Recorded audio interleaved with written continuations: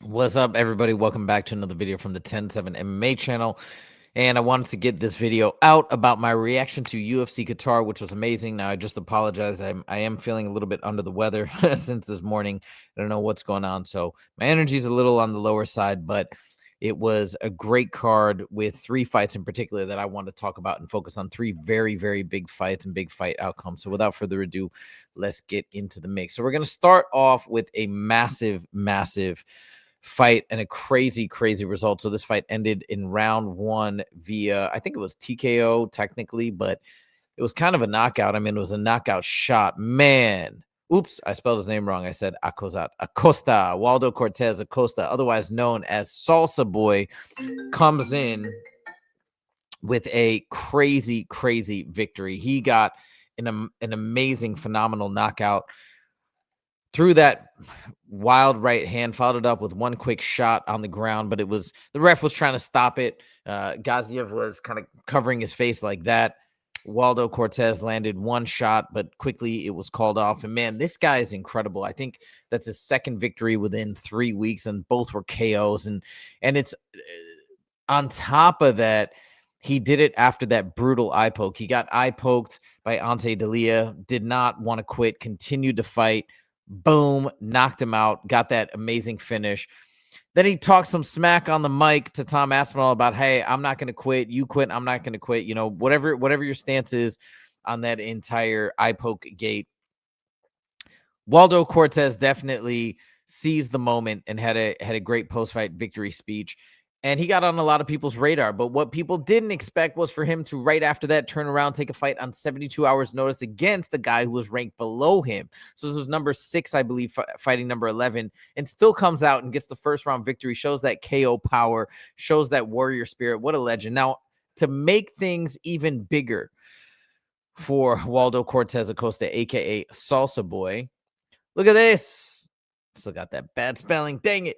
But look at this. He comes out, has this crazy gimmick, and is continue. Look, it is what it is, right? He's got to play the game, but he continues to pile on to Tom Aspinall over eye poke gate, rocking the eye patch and the Pirates bandana. And last but not least, he gets Michael Bisping to wear the eye patch, the pirate eye patch, and they take a photo together. I couldn't believe it. It was crazy.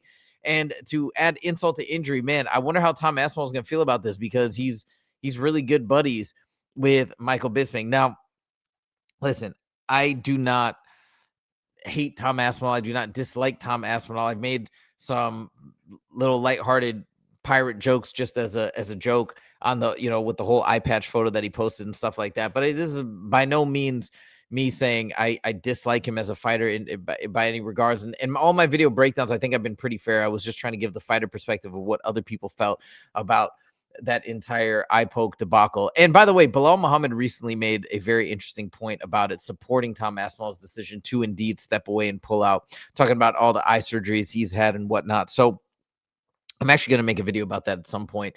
So I just want to say, I'm not trying to pile on time here, but I got to say that Salsa Boy, aka, you know, Cortez, he has capitalized on the moment, and he's playing this up perfectly. I think he's got to be at the top of mind for matchmakers who are thinking about the heavyweight division. And I'm very curious to see what he's going to get next. I think he's one fight away from a title shot, if not next in line.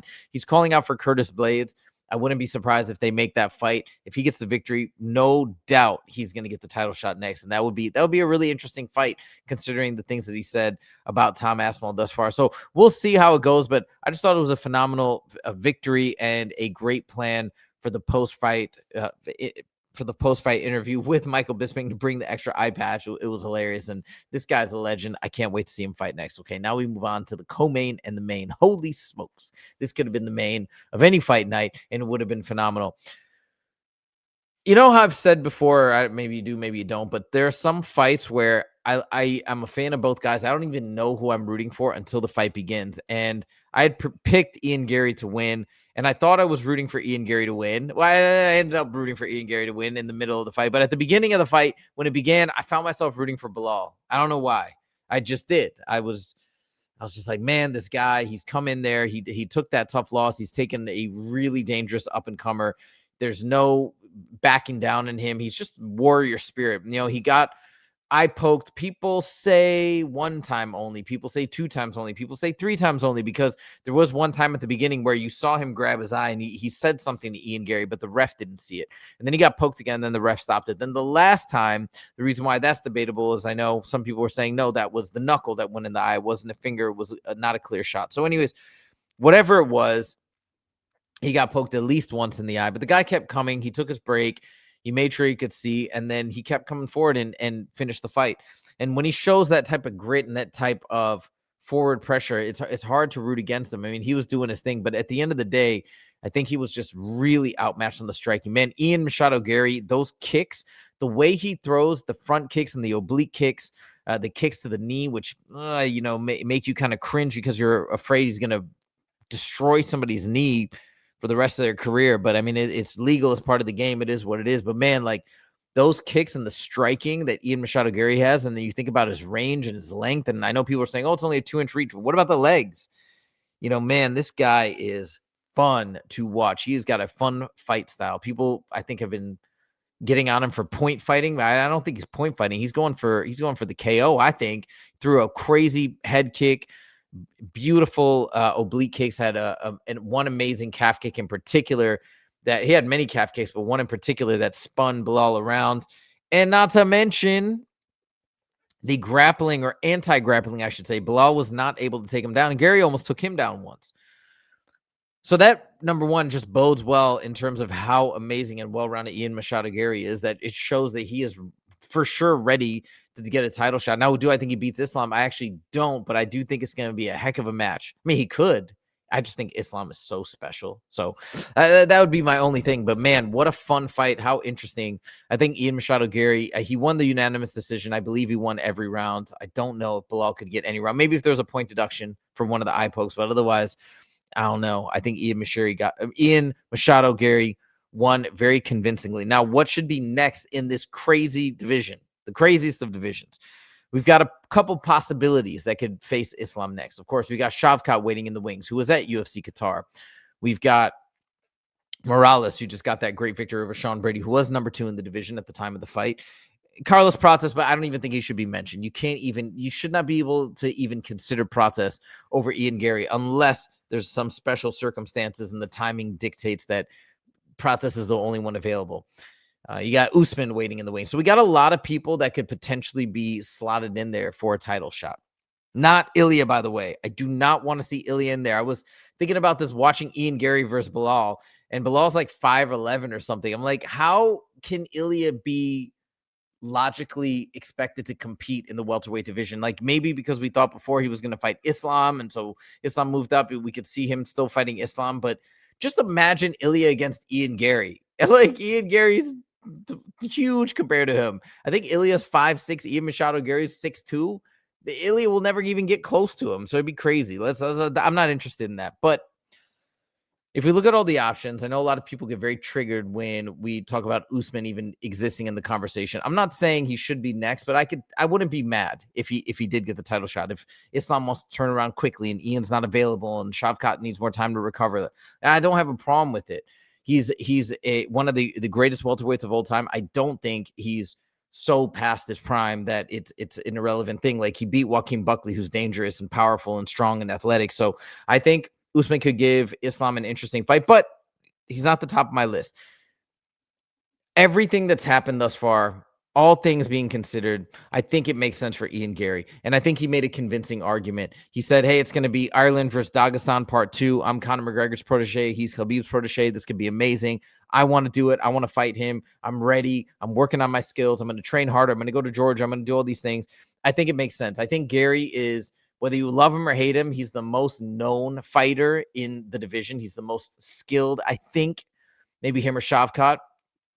But I don't know, because Ian's getting better all the time. And Shavkat has not been active. I mean, I understand he's been injured, but Ian has been so active. Since that Shavkat fight, Shavkat hasn't fought anybody because he's been injured. Since that time, Ian Garry beat Carlos Prates and Belal Muhammad. He went below in the rankings, beat somebody, then went above in the rankings and beat somebody. You got to give it to Ian Garry. He doesn't back down. It's what's right. It's what's fun. It's what's interesting.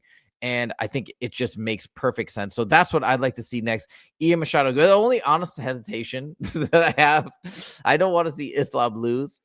I think Ian's going to be a pretty tough matchup. I mean, I think Shavkat would be too, but yeah, I just want to see Islam keep winning and keep extending his legacy. That's fun to me. That's exciting to see people do the unthinkable, the unbelievable, and build a tremendous legacy. But hey, if he beats Ian Garry, that's a massive feather in Islam's cap. Anyways, that's the fight.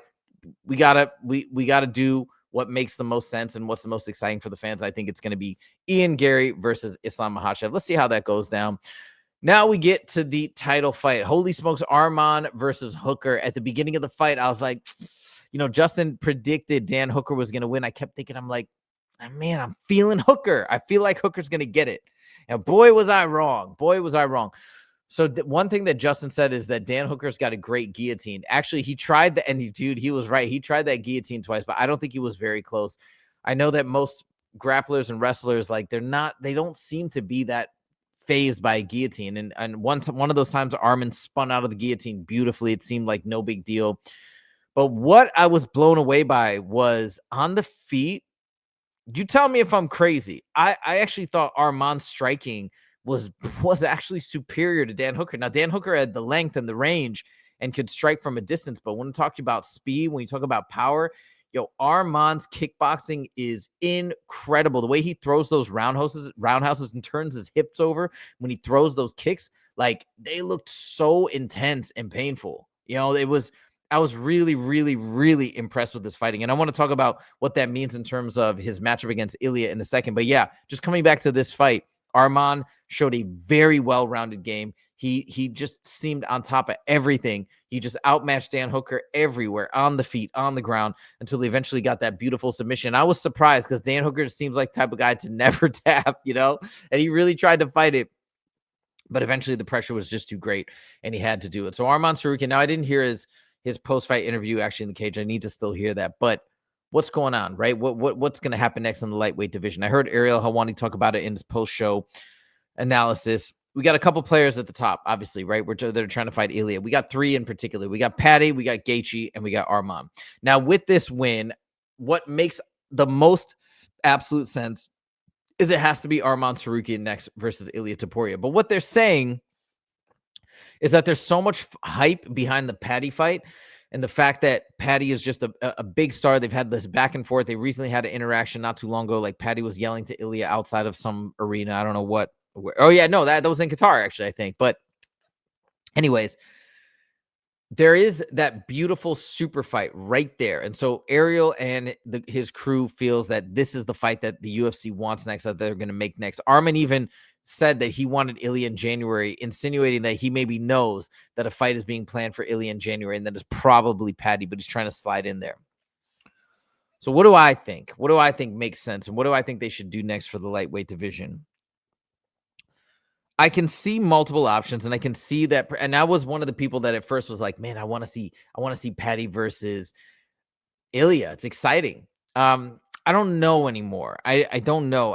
Man, that performance that Arman just laid down was so incredible. I think Arman beats Ilya. I really do. How is Ilya going to deal with those kicks? We talk, and Ilya, as I've mentioned, I think he's like 5'6".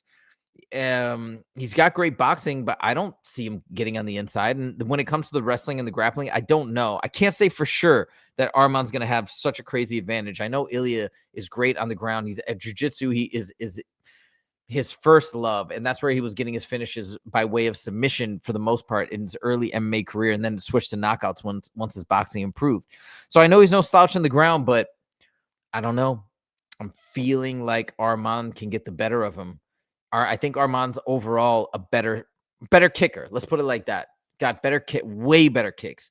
The boxing sure would give to Ilya, but will he even be able to get inside and utilize that boxing? Also, I've never even seen Arman wobbled.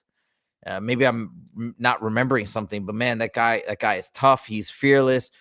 So I think Arman gets it. So what would make the most sense for me? I mean, I would love to. I think I'd like to see Arman versus Ilya next, and I'd really like to see Justin Gaethje versus Paddy Pimblett as the co-main. That would be very exciting to me. Now, I don't know if Justin's going to take it. Maybe the UFC can twist his arm and convince him. But I know Justin Gaethje is really adamant on getting this next fight against Ilya. The problem is, like, I can see Justin still making an argument to be ahead of Paddy, and I wouldn't have a big problem with it. I know Ariel and the boys, like, they're totally against Justin Gaethje getting a shot. They're like, yeah, he's never been a champ. Well, he has been an interim champ, but I could see that. You know, he's an OG. He's exciting as heck. But now, after Arman gets this really impressive victory over Dan Hooker, to give it to Justin over Arman and Paddy, I feel like you can't do that. I think at a minimum, if it's between Justin and Arman, you gotta give it to Arman. And then if they're gonna say something like, well, hey, maybe Arman needs more time to recover, he can't fight right in January or something like that, I could see them maybe giving it to Paddy, you know, in the interim. Hey, the timing's not working out, but Arman, you're 100% set next. You sit in the audience, you watch the fight, and then you call out Ilya, ready, we'll bring you in the cage, and then you can have the next fight. Like, I could see something like that. Yeah, I don't know. I just don't know if I can, even though, man, I really I was pushing for Justin Gaethje at first versus Ilya. If it would have happened sooner, maybe. I don't know anymore. So that would be my ideal scenario. Arman Tsarukyan versus Ilya Topuria for the main. Co-main Justin Gaethje versus Paddy. And then we'll see what happens. But I think I think he beats Ilya. And I think Paddy beats Gaethje. I do. I think Paddy beats Gaethje. Maybe we'll see Paddy versus Arman after that for the title. Very exciting stuff. Lightweight division, as always, is on fire, I think, right now. With Islam moving up, I actually think it makes it more interesting. And the welterweight division is on fire, as I mentioned many times. So there's my breakdown of these three big fights, these three huge fights with very, very interesting outcomes. We shall see how everything unfolds. Let's see if it unfolds the way that I hope it unfolds. And if not, no worries. That's all I got for you guys today. Let me know your thoughts in the comments. Did you enjoy UFC Qatar? What did you think of Salsa Boy's antics? Has he skyrocketed to the top of the heavyweight division? You let me know. And last but not least, what do you want to see next for the welterweight title and for the lightweight title? That's all I got. Thank you guys so much for joining. I'll see you in the next video. Take it easy.